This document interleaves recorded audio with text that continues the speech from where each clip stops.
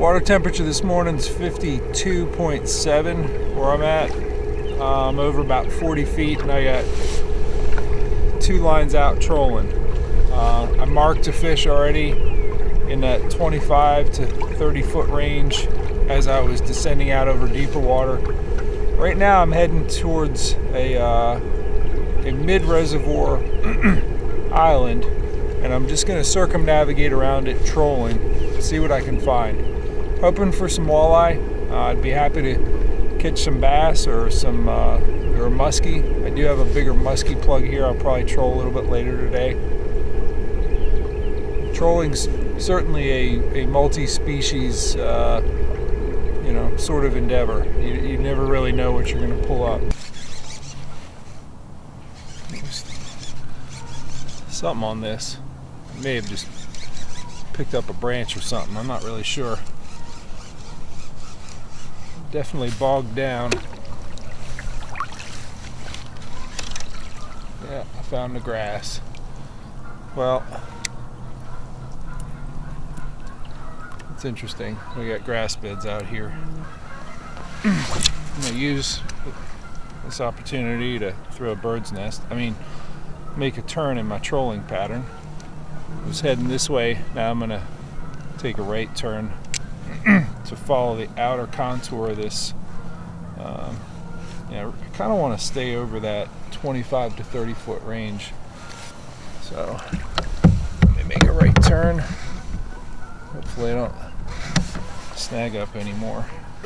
Just started to move into little patches of grass here.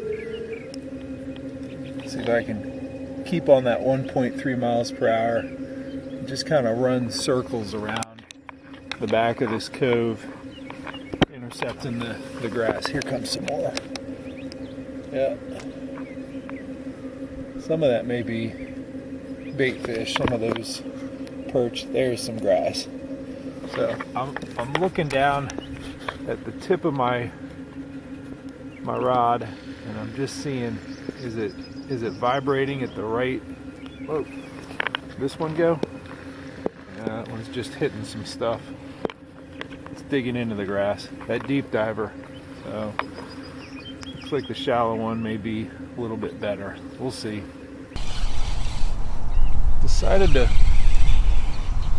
come shallow instead of trolling deep. I put on a suspending jerkbait and decided to just stay shallow with it because of all the grass that we have here. And looks like a decent bass. Yeah, nice thick largemouth. Huh. There's another one down there with him, following. Whoa. So instead of just hanging up in that grass, I decided to stay over it. And look what I got. I also slowed it down a good bit.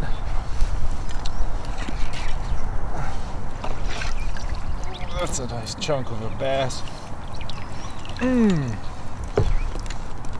Alright, slow trolling. Came shallow.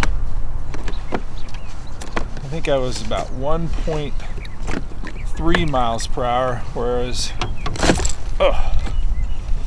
before I was up at mid 2s. So, alright. Nice heavy bass. I made sure to take note of that particular speed. I think different species are keyed in on different speeds and different temperatures. And for this bass in 53.4 degree water, he wanted 1.3 miles per hour. So I think I'm gonna stick with looking at, you know, finding more grass beds and see if I can catch some more of these largemouth. Had to come ashore I really wanted to wait on this nice heavy fish. Put the boca on her and then let her go. She looks like she is 4 pound 3 ounces. So getting ready to spawn. Let's get her back to her grass.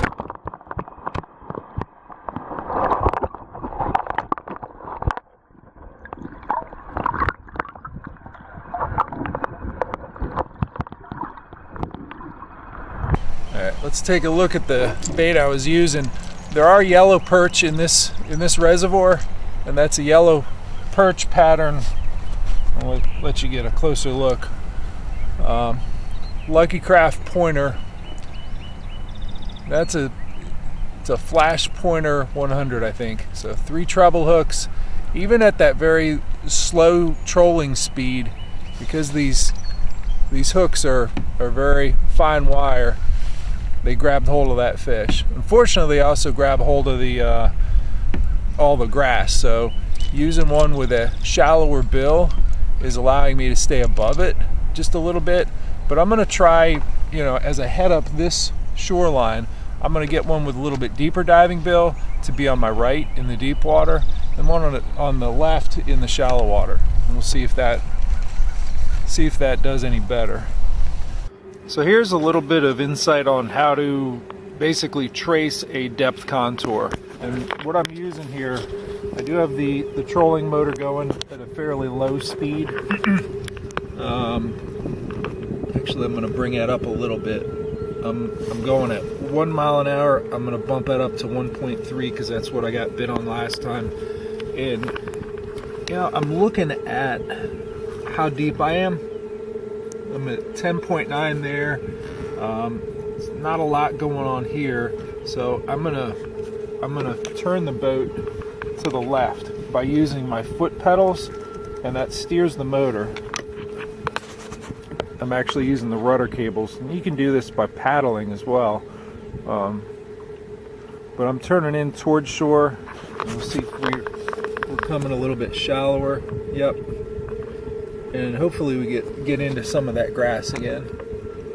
Alright, we've turned in a little bit.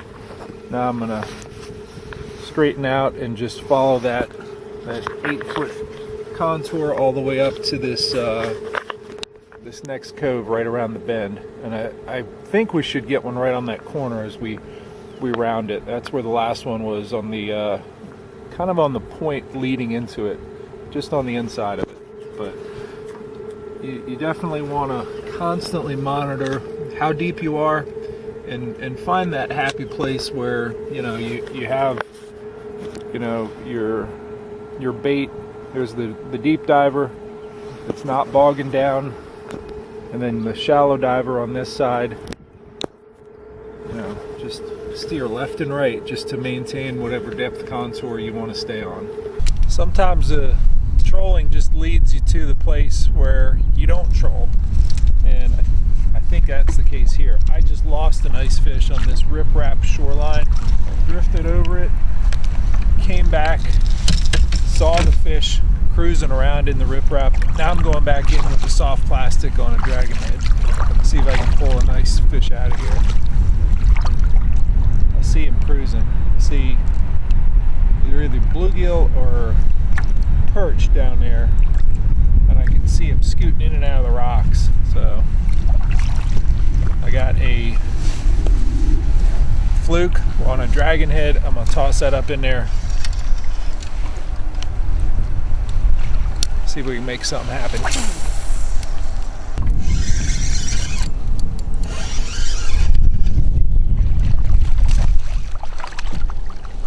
Went back in that same spot, threw the fluke in, picked up one of the fish I saw in there.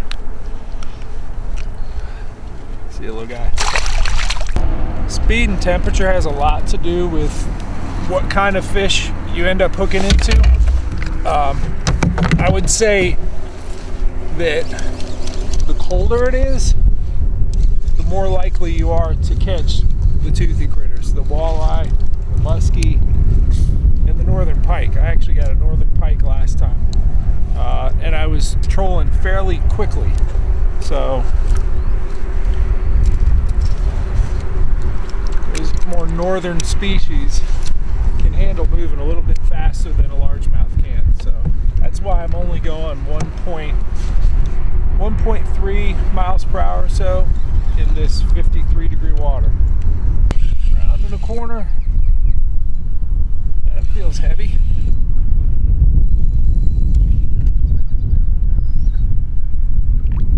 Yeah. What's up, Largy?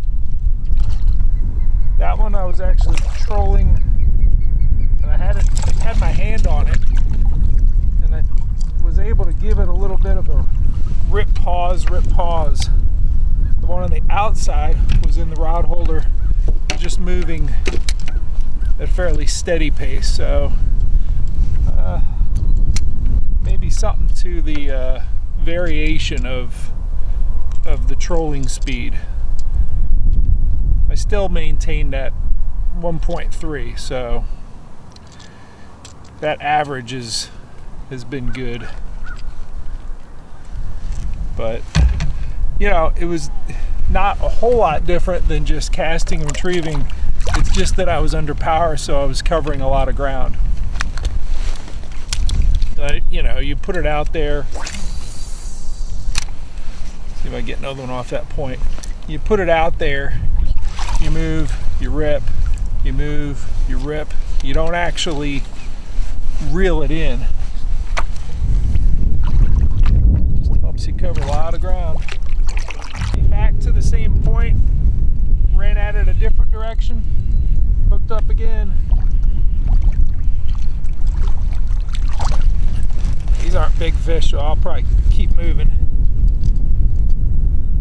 It's always worth a second pass. You catch a fish, you won't go back over that spot. Right. Overall, not a bad day trolling. I ended the day swinging for the fence, really swinging for muskie. You know, I talked about different species having different speeds and different temperatures.